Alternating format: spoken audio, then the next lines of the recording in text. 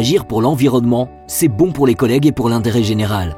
Le tri des déchets fait partie de ces gestes qui permettent d'améliorer la qualité de vie et les conditions de travail dans l'entreprise, de diminuer les risques liés à la santé des travailleurs ou encore d'améliorer la rentabilité de l'entreprise en diminuant ses coûts pour pérenniser l'emploi. Les équipes syndicales ont donc un rôle moteur à jouer. Il ne faut pas nécessairement faire partie d'une grande entreprise pour qu'un représentant des travailleurs puisse agir, que des gestes quotidiens peuvent amener une certaine écologie dans l'entreprise. Et chez Coca Chaudfontaine, les exemples ne manquent pas. Voici un bel exemple d'une idée très simple qui est sortie lors des réunions de CPPT, c'est-à-dire de différencier, de mettre à disposition du personnel toute une série de poubelles différentes pour pouvoir nous-mêmes déjà avoir une action sur le tri des déchets. Et en même temps, ça permet de savoir quel déchet va aller dans quel conteneur et ainsi de suite pour ne pas mélanger. Donc voilà, ici, si je prends la poubelle bleue, c'est papier carton.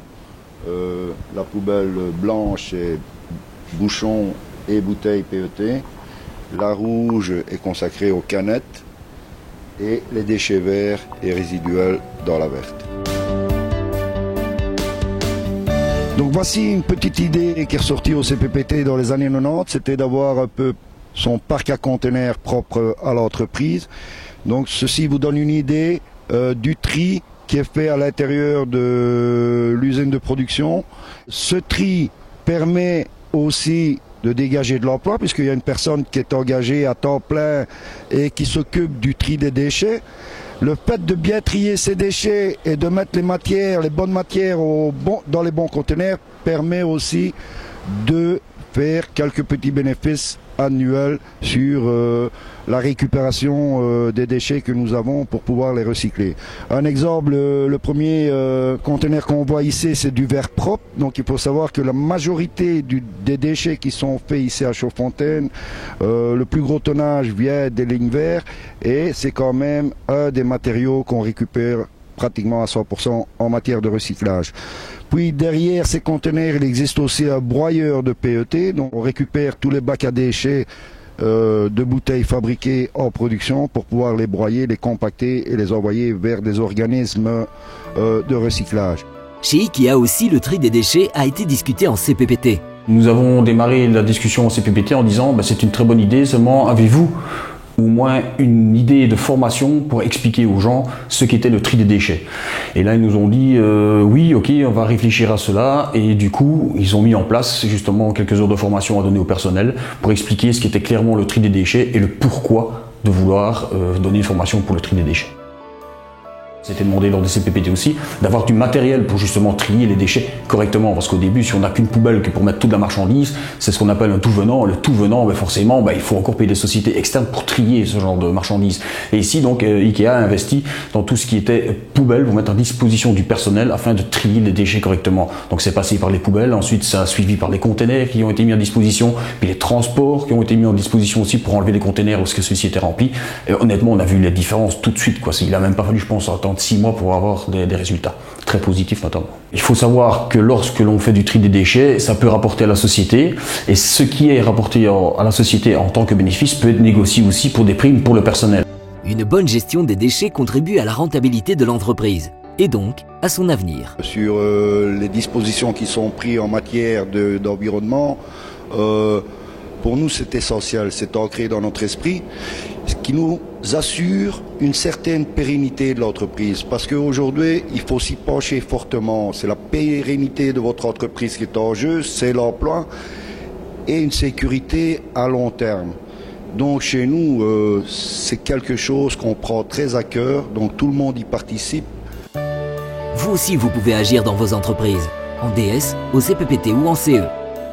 En tant que délégués syndicaux, vous aussi vous avez un rôle à jouer pour la sensibilisation à la gestion des déchets. N'hésitez pas à sensibiliser les nouveaux travailleurs lors de l'accueil syndical.